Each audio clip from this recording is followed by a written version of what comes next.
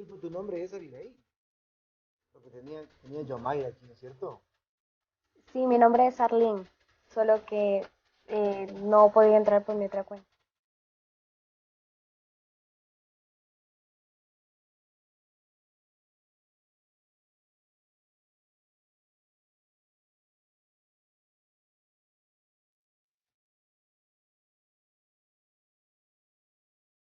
Muy buenas tardes a todos los amigos de Hoja de Ruta Radio. Bienvenidos a este panel que será de hoy en adelante. Todos los miércoles trataremos de hacer un panel con diferentes temas. La verdad es que no teníamos idea, pues, que lo que iba a pasar hoy en la mañana, que nos ha tenido conversando a todos. Justamente hicimos hasta un panel especial o un informe especial sobre estos allanamientos, capturas que se han dado en la mañana, en el caso de la compra de suministros médicos, tanto la prefectura del Guayas como en los hospitales de justamente de la provincia del Guayas, donde al parecer está involucrado el expresidente Abdalá Bucaram, que es lo que sabemos hasta el momento. Ese tema ojalá lo podamos tratar la próxima semana, igual en un panel donde podemos seguir. Vamos a tener aquí, obviamente, voces jóvenes, voces nuevas, algunos ya pasaditos de edad como quien les habla, pero con las ganas de que puedan expresarse y puedan, pues obviamente, darnos otras luces desde la visión de ustedes. Eh, Justamente vamos a tratar un tema que ha venido rondando en nuestra cabeza y siempre hemos querido saber, o sea, primero, ¿qué concepto tenemos de qué es la necropolítica? Entonces, yo quisiera empezar este panel primero presentándoles a nuestros panelistas. Eh, Tengo el gusto de estar con Diego Valencia Vela, quien es comunicador, con quien hemos tratado, él ha estado algunas veces también aquí en Hoja de Ruta. Le damos la bienvenida. Diego, muy buenas tardes. ¿Qué tal? Déjame solo retirarle el, el- el silenciador del micrófono. ¿Cómo estás, César? Un abrazo para ti, con quienes tengo el gusto de compartir este espacio. De igual manera, un abrazo y un saludo para ustedes y para todos tus seguidores, César, y los seguidores de Hoja de Ruta. Muchísimas gracias, Diego. También damos la bienvenida a Arlene Moreno, quien nos acompaña. Ella es estudiante y está en estos momentos en España. Ya nos dirá específicamente en qué ciudad, pero le damos la bienvenida. Ella es estudiante de Relaciones Internacionales. ¿Cómo estás, Arlene? Bienvenida a Hoja de Ruta. Buenas tardes, muchas gracias por este espacio. Soy estudiante ecuatoriana de Relaciones Internacionales en Murcia y quiero aprovechar también para saludar a Yomaira Gavilanes, que me ha permitido representarla en este panel, con el compromiso que ella le caracteriza en visualizar a los jóvenes. Y también quiero saludarles a los panelistas y a ti, César, por construir espacios de diálogo y debate. Muchísimas gracias. Y sí, efectivamente está, diríamos, retomando el espacio que lastimosamente por compromisos previamente adquiridos de Yomaira, pues no pudo acompañarnos. Sin embargo, también damos la bienvenida a nuestro querido amigo Hugo Ortiz, quien es analista de temas políticos, politólogo. Él nos acompaña igual también en Hoja de Ruta en algunos programas. Hugo, bienvenido. ¿Qué tal, César? Un saludo gigante a quienes nos escuchan y a los panelistas también. Gustoso de estar aquí como siempre. Bueno, empecemos entonces. Para que la gente más o menos se vaya inteligenciando. ¿Qué es esto de la necropolítica? Y le doy la palabra a Diego para ver qué nos dice. ¿Cuál es el concepto que tú manejas sobre lo que es la necropolítica en el país? Bueno, y que se está aplicando ahora en el país. Me has encargado una responsabilidad enorme, ¿no? Porque me habría encantado, por ejemplo, escucharle a Hugo desde la academia y desde su preparación como politólogo, el saber cuál es su concepto, tal Ujú. vez incluso personal, de lo que significa necropolítica.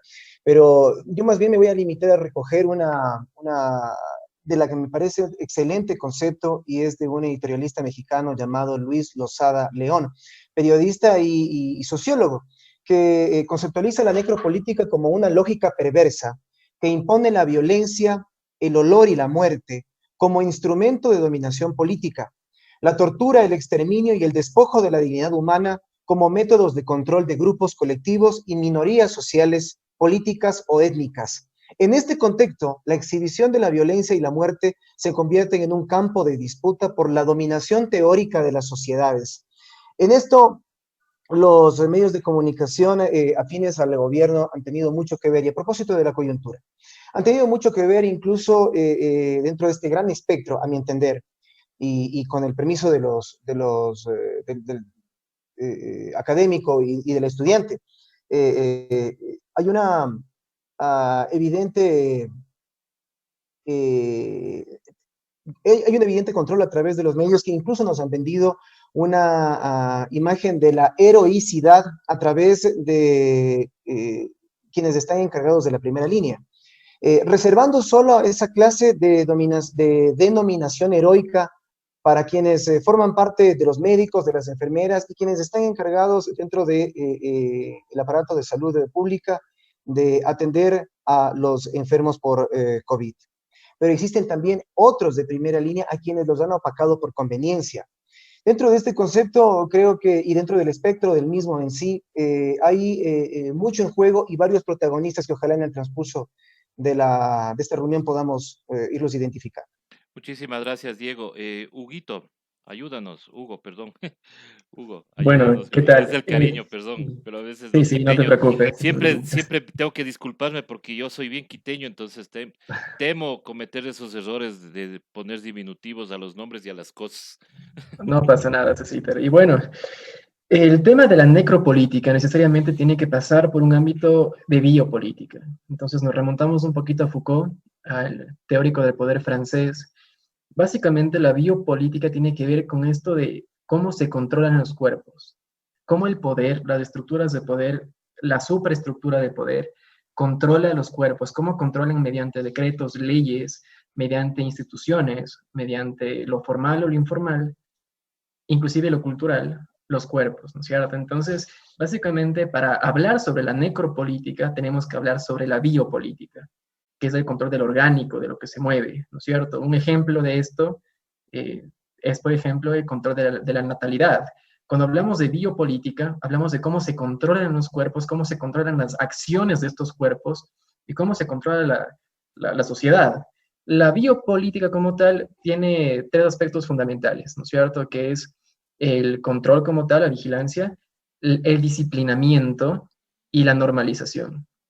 Entonces, por ejemplo, cuando hablamos en términos Foucaultianos, vemos que el uso de mascarillas era normal hace un tiempo. Hoy en día va siendo más normal. ¿Por qué? Porque nos están disciplinando con el miedo, obviamente, con el contexto pandémico, que es real, obviamente, el tema del contagio es real, pero estamos haciendo normal cierto actuar, cierta acción, cierta actitud, la hacemos normal por medio del disciplinamiento de la sociedad.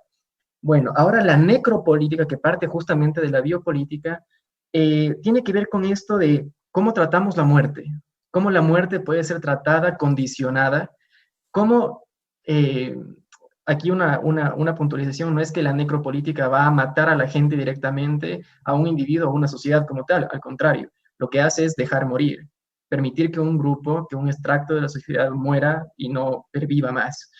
Hay una diferencia fundamental entre las dos posturas. ¿Cuál es? Que la vía política, por ejemplo, los excluidos, que en el caso del siglo pasado eran los presos que estaban en la prisión, los locos que estaban en los psiquiátricos, inclusive los viejitos, ¿no? Que están en los geriátricos. Son individuos que son excluidos y son encerrados. La dinámica era siempre el encierro. En la necropolítica no es el encierro, es la eliminación total. Entonces, si te preguntas, por ejemplo, ¿quiénes son los más afectados por el COVID-19? Los grupos más vulnerables. ¿Y por qué? Por las leyes. O sea, aquí entran también leyes económicas, ojo. O sea, cuando hablamos de leyes de precarización laboral, hablamos de leyes que están posicionando en un contexto necropolítico a la gente que no tiene los recursos para subsistir, para llegar al fin de mes. y que obviamente van a verse abocadas o a enfermarse y a morir o simplemente a delinquir. Entonces, la necropolítica viene justamente con esa superestructura del poder que lo que hace es condicionar o normar o crear ese contexto, porque esto es de contextos. Recordemos que Foucault es un post-estructuralista, aunque no le gustaba que lo definen así. ¿Cómo esos contextos se crean para permitir que el individuo muera, para permitir que este individuo, que ya lo vamos a hablar después, supongo, Agamben, por ejemplo, que es otro pensador biopolítico, lo relaciona con los homo sacer, ¿ya? El homo sacer es ese individuo que viene de la Roma antigua, que era bueno, no era condenado, pero se permitía que lo maten. Y al asesino de esta persona no había ningún juicio posible que lo metiera a prisión o que se lo agravara. Entonces, este homo sacer viene a ser el individuo sin derechos. Un ejemplo de homo sacer es un refugiado, por ejemplo. Vemos que un refugiado solo tiene sus derechos humanos, no tiene más. No tiene nacionalidad, no tiene un lugar como tal al que acudir, simplemente está en el limbo. Eso es un homo sacer. Perdón, perdón, Hugo. Es decir, se remarca el estado de vulnerabilidad. Exacto. Es decir, es una política, es una política que se rige a través de las condiciones en contra de un estado de hecho de vulnerabilidad del individuo. Exacto. O sea, un homo sacer es alguien que no puede ser asesinado, pero sí puede ser sacrificado. En ese sentido, en un estado de excepción, todos somos homo sacer.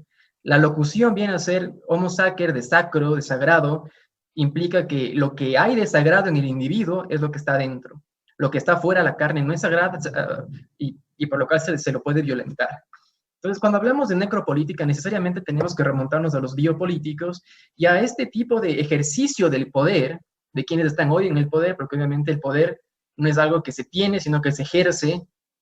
En este ejercicio del poder, vemos que lo que hace las élites nacionales es crear un contexto de necropolítica. Por ejemplo, el Acuerdo Ministerial 179, aprobado recientemente por el Ministerio, exacto, de Defensa. permite justamente un contexto de necropolítica, ¿no? Porque estamos viendo que se crean las condiciones para exterminar, para matar, para disparar a un protestante. Lo que está pasando en Estados Unidos es necropolítica. Y es interesante porque hasta hace poco se creía que la biopolítica era netamente una actitud de los países de primer mundo. Pero hoy en día vemos que la necropolítica también está en el primer mundo. O sea, no es algo que está fuera de sí. O sea, el tratamiento de los migrantes siendo contra. Entonces, más o menos contextualizando lo que significa necropolítica y cómo lo vemos desde el poder, desde una dialéctica más Foucaultiana, y cómo viene a conceptualizarse hoy en día y cómo está presente en la sociedad. El tema de vulneración de derechos en octubre del 2019 es necropolítica. Uh-huh. Listo, muchísimas gracias, Hugo. Arlene, ¿tú qué entiendes por esto de la necropolítica? Bueno, yo por necropolítica entiendo que no es una teoría, tampoco tiene que ser posicionada como una tendencia, ya que desde esta lectura se daría una legitimidad a planes que existen en las agendas políticas neoliberales y el capitalismo de la muerte prácticamente. Podemos partir, como bien dijo el panelista Hugo, podemos partir del biopoder y de la biopolítica. Se la puede dominar como una política de la muerte. ¿Por qué? Porque controla a la población y esto efectivamente está ligado a una agenda corporativista implantada en casi todo el mundo. Me remito a usar las palabras de Hugo para decir que efectivamente es lo que está sucediendo en Estados Unidos, en Brasil, también podemos destacar, en Ecuador mismo, donde presenciamos decisiones y decretos emitidos por el gobierno con el único fin de criminalizar y el movimiento social. En este mercado ingresan otras herramientas que se funcionan como la tecnología, las redes de comunicación, todo el aparataje que está detrás que permite una vigilancia para poder lograr el control que las autoridades quieren. Listo, muchísimas gracias. Ahora, hemos visto que el gobierno nacional, gobierno de Lenín Moreno, ha tomado algunas medidas, como ya decía Hugo, el acuerdo 179 de Ministerio de Finanzas, que obviamente habla justo de que puede haber muertes porque va a haber uso de armas letales. Ahora, dentro de todo esto que está haciendo el gobierno nacional, hay una tendencia que está yendo al contrario de lo que tiene, de lo que está haciendo el mundo, porque vemos que países como Francia, como la misma Alemania, hoy se preocupan más de la salud de la gente. Están preocupados por tomar medidas para la salud. Y aquí en el Ecuador estamos haciendo todo lo contrario. Es más, estamos bajando presupuestos, tenemos estos casos de corrupción. Entonces, ¿qué opinas sobre esto, Diego Valencia? ¿El gobierno ecuatoriano impuso esta necropolítica en en este último año? Eh, Quiero contestarle con una pregunta y no creo que esté bien, pero No, me claro. gustaría saber qué piensa Hugo, qué piensa también Abigail, porque eh, hay dos, creo, circunstancias especiales de lo que le está sucediendo. ¿Será que es pura y netamente coyuntural como una consecuencia terrorífica aumentada lo de la pandemia? La situación evidente, a mi entender, de la aplicación de este tipo de medidas, porque podría ser entendido también de que simplemente se estaba siguiendo una agenda eh, dictada a través de la política neoliberal impuesta por parte de los Estados Unidos. Creo que eso está muy claro. En este giro de timón por el que se forjó la traición de Lenín Moreno en contra del gobierno de la Revolución Ciudadana, y que responde, como digo, a una agenda definida que no está dictada en nuestros linderos. Pero digo, y aquí mi gran pregunta, ¿es simplemente una situación coyuntural consecuente por esta coincidencia de desgracias entre la agenda neoliberal y la pandemia? Porque si es que es así, habla doblemente mal de quienes nos gobiernan actualmente. No han tenido la iniciativa, ni siquiera desde el aspecto de una política humana, para atender a los que más necesitan y más vulnerables se muestran, como bien explicaba Hugo. Y digo, dentro de este espectro, incluso hay protagonistas que resultan determinantes en este discurso que se manejan a través de la cosa pública y política. Ha sido tan alto el precio que ha tenido que pagar el gobierno de Lenín Moreno, que ha tenido que repartir desde antes de esta situación de crisis los hospitales a quienes han sido sus co-gobernantes. Allí está la cuota social cristiana de la prefectura del Guayas, como está la cuota de igual manera de toda la familia Bucarán, administrando a través de varios de sus tontos útiles, otros que resultan motines, prácticamente, perdón, botines para, en el peor de los momentos, restar la economía de un país. Vale la pena subrayar en algo fundamental acerca de lo que tú preguntas, César, y pura y netamente desde el tema coyuntural. ¿Por qué nos han vendido tanto la idea de que nosotros debemos elevar hasta una figura mítica, heroica, a quienes forman parte de la primera línea de quienes están enfrentando la enfermedad? Porque es parte del discurso, lamentablemente, político de esta necropolítica que está evidentemente implantada en el país. ¿Este acaso no merece el mismo reconocimiento como, por ejemplo, los trabajadores de primera línea del área agrícola, quienes están sembrando y cosechando los productos y alimentos que llegan a los supermercados para abastecer a las ciudades y a los centros de acopio? ¿Por qué no reconocer, por ejemplo, el trabajo de quienes forman parte de la primera línea de los recolectores de basura? Imagínense si aquellos habrían parado en su responsabilidad de trabajar. Entonces, nos venden la mítica figura del héroe para opacar otras que son verdaderas necesidades de este sistema necropolítico. Como por ejemplo, ellos mismos, expuestos a las enfermedades por no tener los recursos de cuidado, o a esta enfermedad por no tener los recursos necesarios para poder enfrentarla. No necesitamos héroes, necesitamos médicos bien equipados. No necesitamos discursos a esta hora de reconocimiento ni campañas de aplausos. Necesitamos que aquellos que están en esa primera línea puedan tener toda toda la garantía de que en un futuro sus trabajos no van a estar en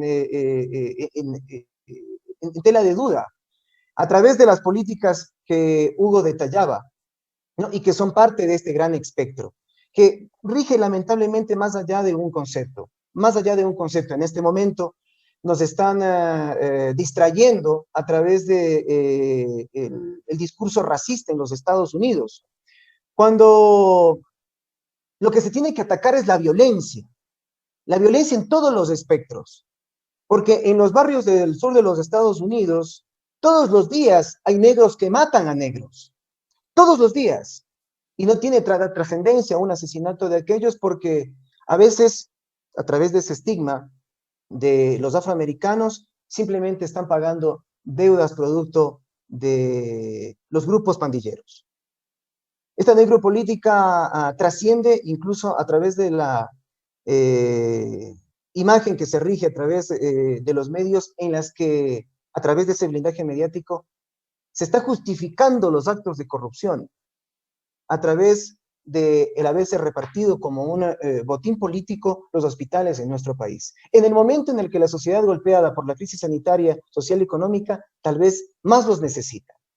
Es otra de las muestras de esta necropolítica que yo no sé, por eso le preguntaba a Hugo, ¿será que es una situación de coincidencia coyuntural, lamentablemente, o parte de la degradación de una agenda que por coincidencia ahora debemos enfrentar una desgracia adicional? Listo, gracias. Bueno, yo creo que la necropolítica como tal no puede analizarse fuera de las relaciones de producción. Entonces, cuando hablamos sobre necropolítica, vemos que no es un fenómeno coyuntural o nuevo.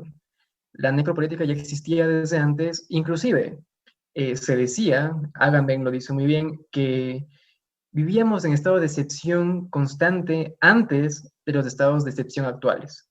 ¿Por qué?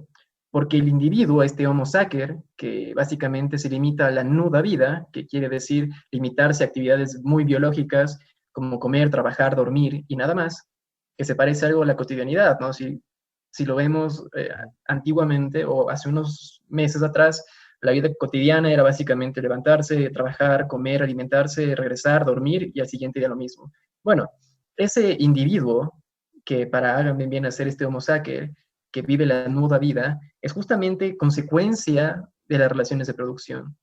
Y esa consecuencia como tal, ese individuo minúsculo que ya no piensa en sí mismo, que no hay, o sea, no tiene o genera contextos de introspección, de creación, sino se dedica solo a ser un ser humano productivo, ese individuo como tal viene a ser justamente parte de esas políticas de la necropolítica o la tanatopolítica, que en ese tiempo se lo denominaba así. Entonces, cuando vemos que los estados de excepción, que hoy en día son más restrictivos, ponen en evidencia que hoy más que nunca la muerte no es democrática, hoy más que nunca los valores que vienen desde otros países como Estados Unidos no son valores como tal. El tema de que Rusia decía justamente a Estados Unidos que él no puede hablar de derechos humanos, da cuenta de que hay una ruptura o hay una evidenciación de cómo esta necropolítica iba actuando ya desde antes, pero hoy en día se viene a radicalizar en nuestras sociedades. ¿Y cómo se radicaliza? Porque ya hay una pandemia y hay una acción estricta de crear estados de excepción más radicales. Entonces, esto, aunque parezca draconiano, viene a ser justamente el instrumento por el cual la necropolítica adquiere una dimensión mucho más amplia, muchísimo más amplia. El tema de los refugiados que hablábamos, o sea, eso venía desde antes. Los refugiados vienen a ser una consecuencia de la necropolítica.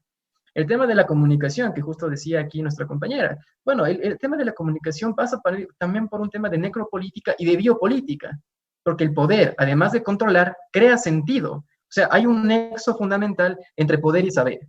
Y el nexo fundamental es la creación de relatos, la creación de discursos. Y los discursos puestos en el escenario o en la palestra política lo que hacen es controlar, lo que hacen es disciplinar nuevamente, normalizar nuevamente.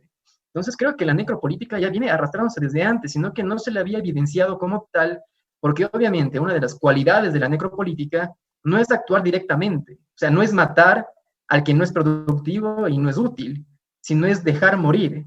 Y para eso se necesitan mecanismos de ocultamiento. Y parte de esto, obviamente, es toda la estructura comunicacional, es toda la estructura que hoy en día se ha montado, militarizada inclusive, y que hoy la vemos más radicalizada que nunca. La inversión en el sector de las Fuerzas Armadas, por ejemplo, vemos que hay una inversión mucho más alta ahí tiempo antes de la pandemia, al contrario de lo que pasó en salud. Eso es necropolítica, porque no se está apostando a la salud y estamos dejando que un sector de la población vulnerable muera. Mientras tanto, estamos apostando a los militares, que son quienes reprimen a la sociedad, cuando esta misma sociedad es la que sale a protestar por sus derechos, que fueron hace poco violentados por la bien llamada ley de precarización laboral o ley humanitaria, si quiere, que no tiene nada de humanitaria. Entonces, vemos ahí que hay mecanismos de poder que impulsan la necropolítica. El tema del empobrecimiento es necropolítica. El tema de los venezolanos que hoy en día están en las calles y están en condiciones pésimas, se los está dejando morir, es necropolítica. El tema de los estudiantes que no tienen estudios hoy en día, que no pueden acceder a estudiar y se quedarán rezagados, es necropolítica. Básicamente, la necropolítica ha sido un instrumento de los gobiernos a lo largo del último siglo. Simplemente no se lo ha evidenciado porque ha estado siempre por debajo de la superestructura de poder. Arlene, ¿tú qué opinas sobre lo que nos preguntaba Diego, lo que les preguntó Diego? O sea, ¿tú crees que puede haber sido coyuntural o, como dice Hugo, pues esto ya venía desde mucho antes? Bueno, yo quiero partir desde Ecuador. Por ejemplo, en Ecuador con el decreto de uso progresivo de la fuerza, es evidente que hay un régimen de miedo. La precariedad ha sido más notoria y más latente a partir de este decreto. El régimen de miedo debe ser llamado como es. No sé si puedo remitirme a una presentadora que ya hablaba de una mano invisible. Pues llamemos las cosas como son, por su nombre, que existe un régimen de miedo, un régimen de precariedad. Esa es la corresponsabilidad que debemos asumir desde estos espacios, llamar a las cosas tal y como son, sin maquillajes ni posturas un poco bobas. Por otro lado, como el funcionamiento del Estado deja clara la necropolítica, como el régimen del gobierno de las poblaciones, pasamos a describir el desorden como emergencia, conflicto armado o crisis humanitaria. La verdad es que las tácticas de exclusión y persecución ya estaban instauradas muchas antes de nombrarlas con las palabras de horror. Por ello, insisto, el reto desde estos espacios en quienes asumimos el compromiso de generar crítica, no maquillemos el horror. La táctica de la necropolítica es negar la política, negar sus sujetos, negar los derechos, llevándonos un discurso de subsistencia. En Ecuador se vive un estado de excepción digno de neoliberalismo, necropolítico. Claramente no hay una mano invisible. No hay una mano invisible, tanto es así que ayer justo discutíamos con estos héroes que asoman, héroes entre comillas, que asoman en las redes sociales, ¿no? A dictar sentencias, a hacer cualquier cosa. Pues ayer inclusive hasta nos citaban a cierto lugar para querernos agredir, decían, porque somos defensores de delincuentes, porque habíamos hecho un comentario en nuestros editoriales sobre la situación de los PPLs, porque esto de dejarles morir también tiene que ver mucho con lo que es la necropolítica. Y dejarles morir porque no se les atiende como se debería atenderles. No queremos que les den privilegios, simplemente que se dé salud dentro de las cárceles.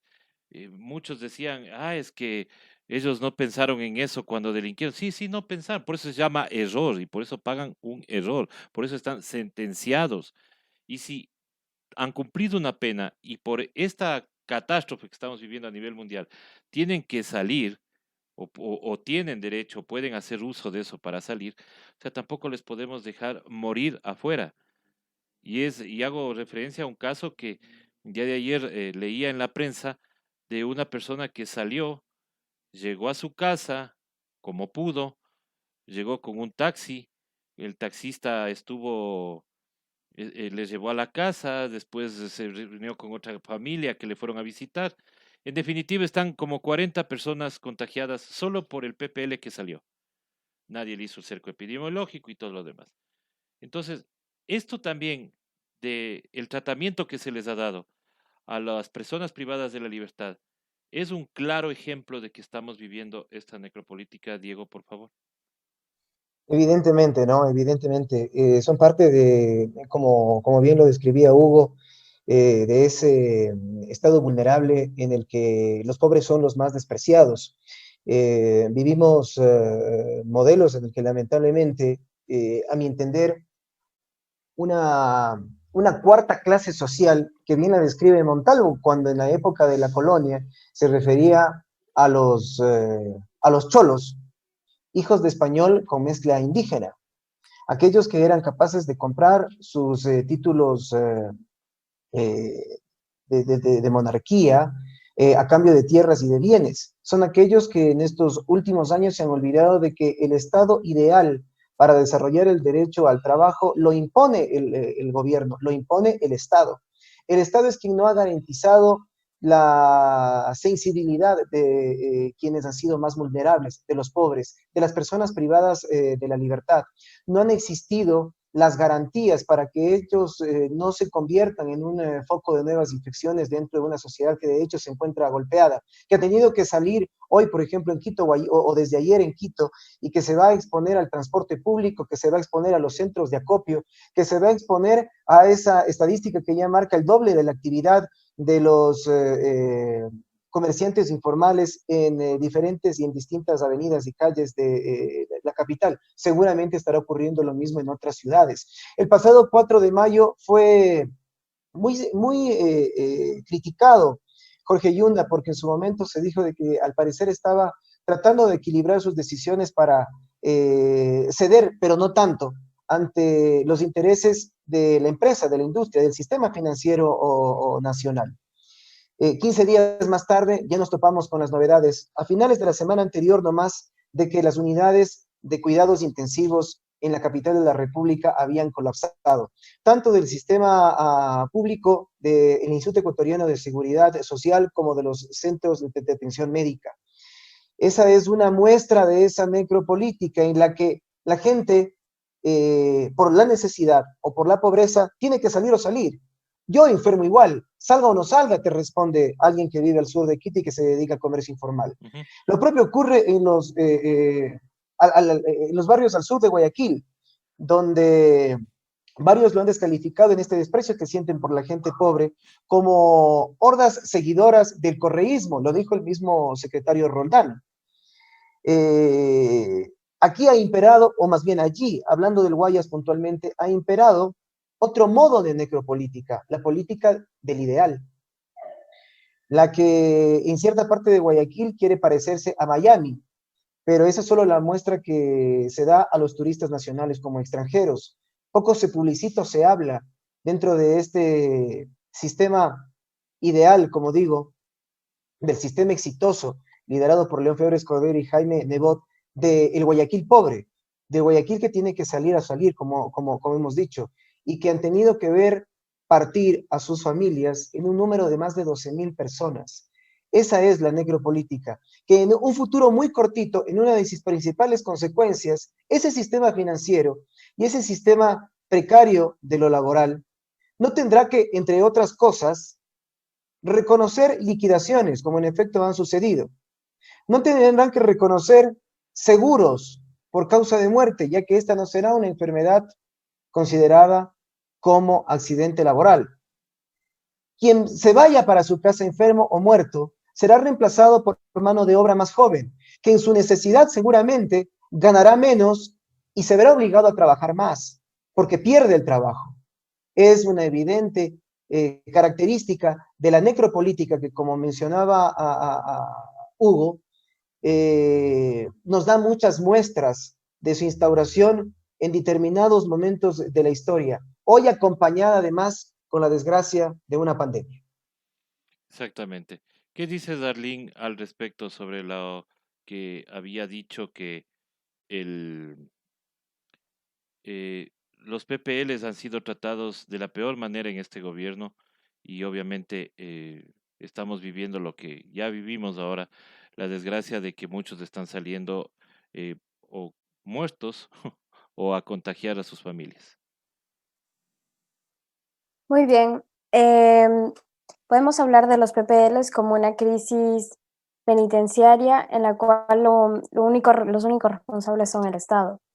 Desde las relaciones internacionales podemos ampliar el análisis hacia nuestros países hermanos, como es Brasil, Colombia, por ejemplo. Se disputan el primer puesto al país más peligroso para los defensores de los derechos humanos. Desde los consorcios, las milicias de la necropolítica están sumergidos en una política gubernamental en aquellos países. Ante esto, la propuesta es promover y construir los estados de bienestar para romper incluso con las posturas obsoletas de los estados-nación que promueven las políticas de la muerte, como el racismo, la homofobia. Yo creo también que la producción intelectual sobre estos tópicos debe ir sustentadas en las propuestas analíticas, en el pensamiento estudiado, afirmando y evidenciando la violencia política de estas estructuras racistas, clasicistas, arraigadas desde una experiencia colonial. La supuesta superioridad blanca que nos mueve y nos obliga a hablar con mucha claridad de cómo a partir de allí existió una exterminación indígena de una mano invisible. Es todo lo que opino. Chévere, muchísimas gracias, Erdín. Hugo, ¿tú qué opinas sobre...? Bueno, el tema de los PPL, justamente de lo que hablaba al principio, ¿no? Hay una diferencia fundamental entre biopolítica y necropolítica. La diferencia es que en la biopolítica, los presos, que son como los que quedan por fuera, en los márgenes de la sociedad, son recluidos. Los ancianos son recluidos, ¿no es cierto? Los enfermos psiquiátricos son recluidos también. En la necropolítica son eliminados. Básicamente es la misma línea. En la necropolítica los presos se contagian y obviamente muchos morirán. El tema de la prisión y los PPLs ha sido ya bastante analizado. Me recuerda una frase muy buena de Foucault que dice más o menos como que todas las violencias son posibles en las prisiones, a pesar que las leyes como tal las prohíban. Sin embargo, son posibles porque la sociedad no solo que tolera, sino pide que se los castiguen. En este aspecto, el preso como tal, el carcelario como tal, es alguien que pasa a ser el desperdicio de la sociedad necropolítica, que tiene que ser eliminado. Aún así, en un contexto normal, biopolítico, el preso, una vez que entraba en la prisión y salía, no es que volvía a su condición normal, porque ojo, él ya es un expresidiario y como era expresidiario no se le podía dar trabajo, no se le podía inmiscuir en la sociedad ni nada por el estilo. O sea, había cierta exclusión de estos sujetos en la biopolítica. En la necropolítica, en cambio, hay un olvido, un abandono total. Nunca se les ha dicho que se los saque como tal y ya que vayan a las calles. Al contrario, se pide una buena gestión. Y en el Ecuador, al menos, la gestión de las cárceles nunca ha sido buena, ni antes ni ahora. ¿Por qué? Porque para que una gestión sea buena, debe haber cierta reinstauración, cierta rehabilitación del prisionero, cosa que no pasó aquí. Y hoy, peor, o sea, vemos que lo que hay es un olvido, y estos PPLs obviamente van a sufrir la peor parte de la pandemia. Y no solo ellos, todos quienes están a los márgenes de la sociedad, presos, gente sin recursos, ancianos. Vimos que hace poco un ancianato tuvo un caso y se contagiaron casi todos. El tema de quienes están en los márgenes, los migrantes, por ejemplo, van a sufrir la peor parte de la pandemia. Y es justamente esto lo que viene a demostrar que hay una falta, o casi no hay, democratización en temas pandémicos, en temas de salud pública. Y eso también es otro mecanismo de poder, ¿no? O sea, si lo vemos a breves rasgos, la medicalización de la sociedad, que ya había sido tratada por Foucault años antes, viene a dar cuenta justamente de esto, de que hoy en día, hoy más que nunca, la salud viene a ser ese eje articulador, ese eje preponderante, esa hegemonía cultural que domina la vida cotidiana. Lavarse las manos, el tema de las mascarillas, el tema de los trajes, el tema de estar atentos a una distancia social, vienen a normar Eso quiero que quede muy claro, el normar para después disciplinar y para después hacerlo normal como tal. O sea, el tema de que las mascarillas eran antes anormales y y ahora son muy normales, viene a ser justamente una imposición de este sistema que plantea la medicalización de la sociedad como un eje conductor. Y esto obviamente viene a ser bueno y malo. ¿Por qué? Porque solo aquellos que puedan tener los recursos para acceder a estas secciones de salud lo van a poder hacer, pero mientras tanto la gente que no tiene un auto, por ejemplo, para desplazarse a su trabajo, ¿cómo lo hace? En un transporte público abarrotado de gente, más riesgo de contagio. Cuando yo hablo de márgenes de la sociedad, hablo de toda la gente que está excluida de este contexto pandémico que tiene la medicalización de la sociedad como el eje central. Ahora, sería importante analizar desde todos estos contextos que hemos tratado, ¿cuál sería la solución para combatir esta necropolítica? ¿Qué debería tratar de hacer quien venga a gobernarnos el próximo periodo? ¿Qué debería hacer o qué deberíamos exigir nosotros para que no haya esta, esta necropolítica en el Ecuador? Quisiera ver si nos ayuda Arlene. ¿Tú qué opinas sobre cuáles serían las soluciones que podríamos dar para combatir esta necropolítica?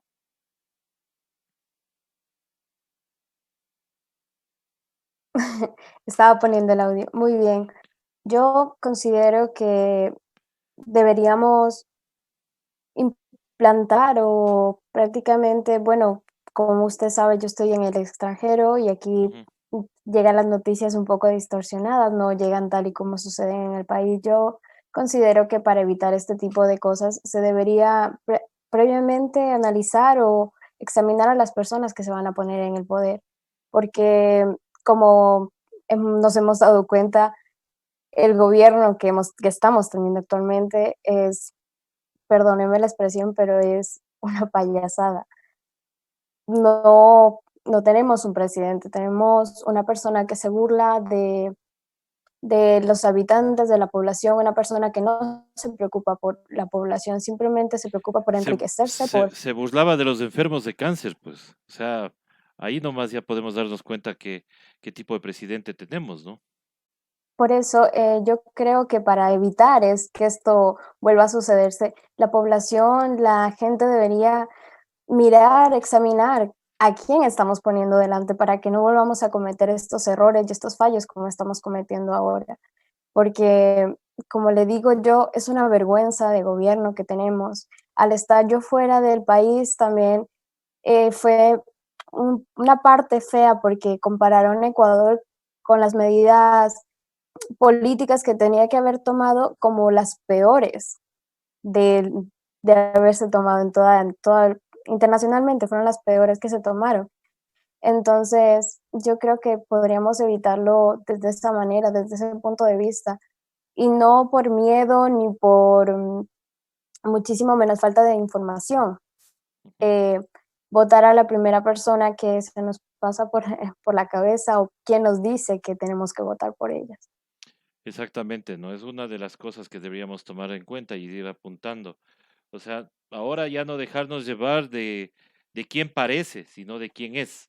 Eso es lo que tenemos que averiguar, quién es realmente esta persona. Si bien es cierto, no podemos revisar dentro de su interior, pero sí podemos ver más o menos qué es lo que han hecho o qué proponen como para que sea un buen mandatario.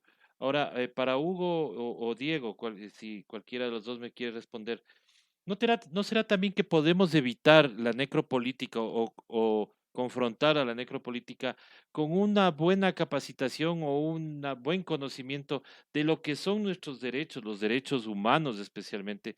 Porque eso es lo que deberíamos exigirle a un gobierno, que respete nuestros derechos.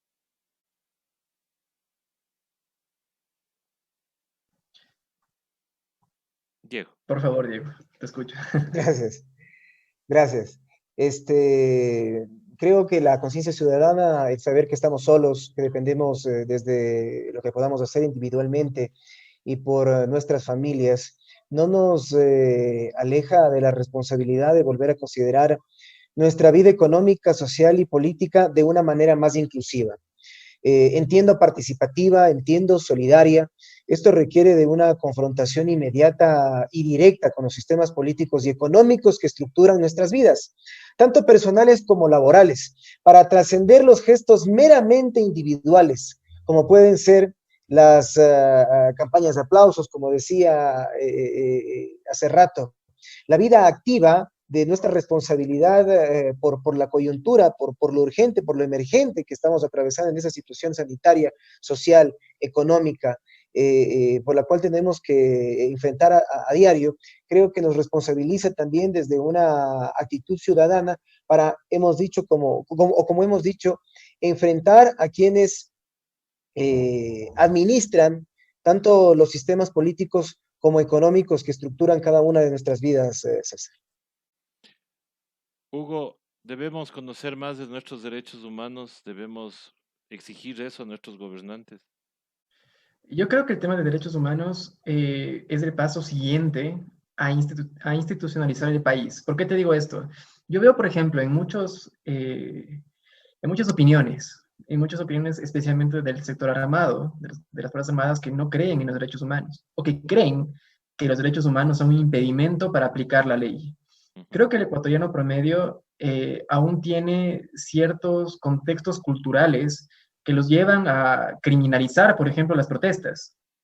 O sea, es simple, toda protesta social por derechos sociales siempre lleva a destruir símbolos, por ejemplo, a destruir estatuas, por ejemplo. La Revolución Francesa, y esto lo he dicho acá muchas veces, la Revolución Francesa no se hizo con palaquetas de pan. O sea, la gente salió, protestó por sus derechos, hubo muertos inclusive.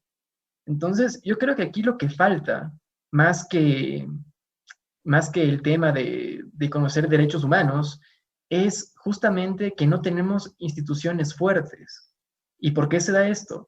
Porque el Ecuador y toda Sudamérica como tal tienden a romper las instituciones para generar vínculos con sus intereses particulares. Es decir, el Ecuador, al menos en lo que va desde la vuelta a la democracia en adelante, siempre ha estado gobernada por élites. Siempre. Y el problema con esto es que las élites siempre van a apuntar a sus intereses. Lo que yo diría, para mejorar los contextos en los cuales nos encontramos, para incluir a quienes están al margen de la política, al margen de la sociedad, es democratizar. Pero ¿cómo democratizamos? Primero entendiendo que la democracia no es solo ir a votar, sino es incluir, es participar. Es más, si lo vemos teóricamente, puntualmente, la democracia ni siquiera tenía una carga de votación, al contrario, era sorteo. Los cargos públicos, la mayor parte de cargos públicos eran sorteados. No había como tal elecciones. Sin embargo, hoy en día se tiene otra concepción de democracia, y está bien, obviamente, pero en la cual se incluye esta categoría de participar y obviamente representar. Aquí me voy a ir un poquito por el camino de la representación política, que creo que es lo que está roto para iniciar el camino a la institucionalización. Y es justamente que los partidos políticos, hoy por hoy, todos los partidos políticos están rotos. ¿Por qué? Porque para elegir a alguien que vaya a un cargo público, siempre es ese alguien que está más cercano al círculo político que comanda el partido político. Esta famosa ley de hierro de la oligarquía lo que hace es que los partidos políticos no pongan representantes del pueblo, de la gente, sino representantes de sus intereses. El problema fundamental es ese, de la política per se. El segundo problema, como he dicho, es la falta de institucionalidad. Y para hacerlo, se necesitan buenos cuadros políticos que hagan leyes, que formen instituciones formales o informales, que sean el ejemplo o que sean hasta cierto punto una práctica cotidiana de buenas maneras, no lo sé, ahí eso se construye. Justamente deberían ser estos representantes quienes den ese paso conforme a las aspiraciones populares, a las aspiraciones de las personas, cosa que hoy por hoy no lo veo. Y ojo, que digo civilidad. Una cosa es civilidad y otra cosa es lo políticamente correcto. Lo políticamente correcto nunca sirve, al contrario, es la excusa que nos ponen hoy en día para normar nuestra conducta, y eso está mal. Yo creo que, y aquí me voy a remitir mucho a Foucault, donde hay poder, siempre hay resistencia. Y la resistencia que estamos viendo es justamente este grito desesperado por llegar a democracias más institucionalizadas, que respeten al individuo, que respeten al ser humano, que pongan al ser humano por sobre el capital. Así es, eso es lo que buscamos justamente acá en Hoja de Ruta, tratando estos temas, como bien nos dicen acá nuestros amigos que nos escriben, es bueno tener educación política. Uy, es que estos temas son los que se deben tratar. Lastimosamente en la televisión normal no, en la televisión, eh, no sé si decirle normal, porque a veces tienen unas anormalidades que mejor asustan. El, en los medios tradicionales, pues obviamente no van a tratar estos temas porque ellos lo ven desde otras aristas y justamente como son parte de la élite, tratan de ver desde sus propios intereses. Quiero agradecerles a los tres panelistas del día de hoy. Siéntanse en los padrinos de este espacio porque lo vamos a seguir haciendo. Obviamente ustedes están invitados para tratar otros temas aquí los días miércoles en este panel de otras voces.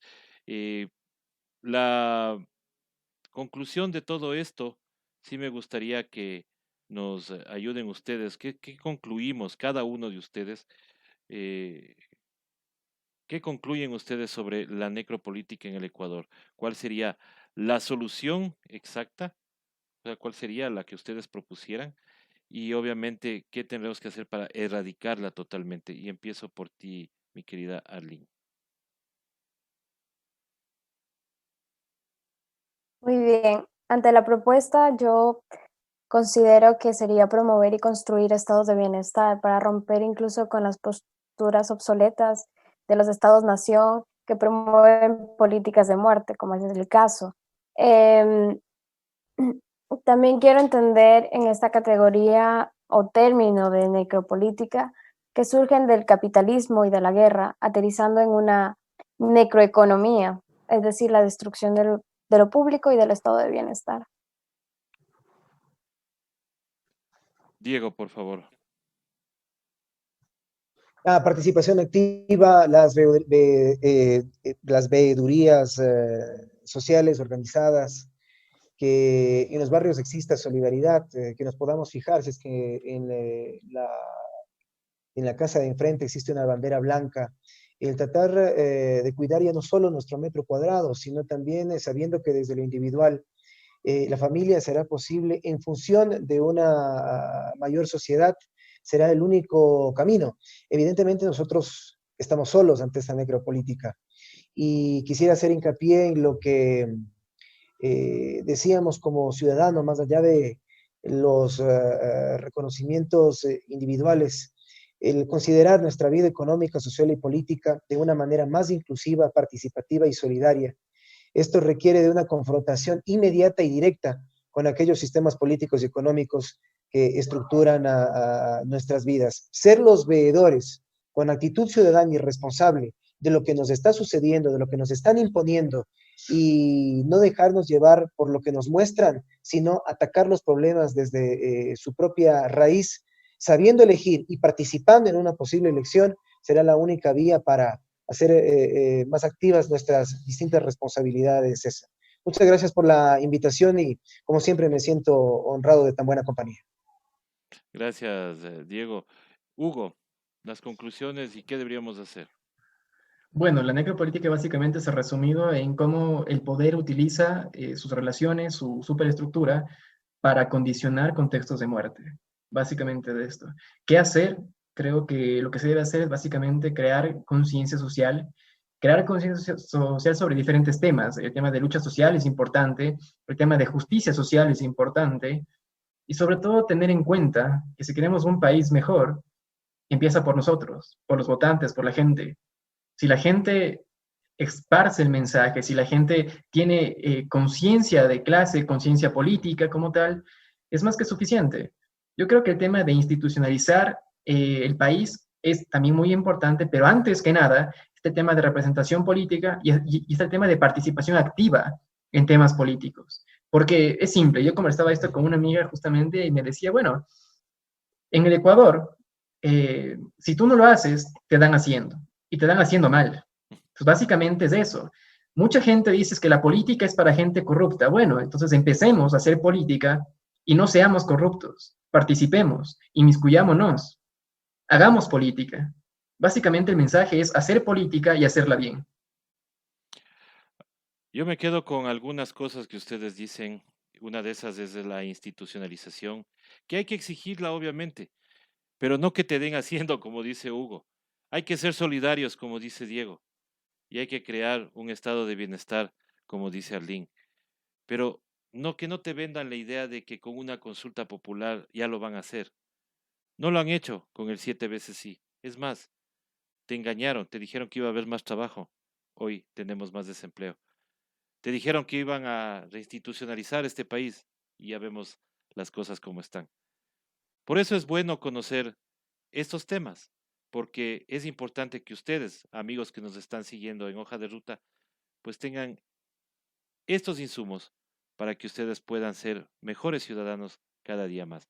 Muchísimas gracias a ustedes, muchísimas gracias a los panelistas. El honor ha sido mío haber compartido con ustedes este primer programa de Panel de Otras Voces. Nos estaremos viendo la próxima semana en otro espacio igual.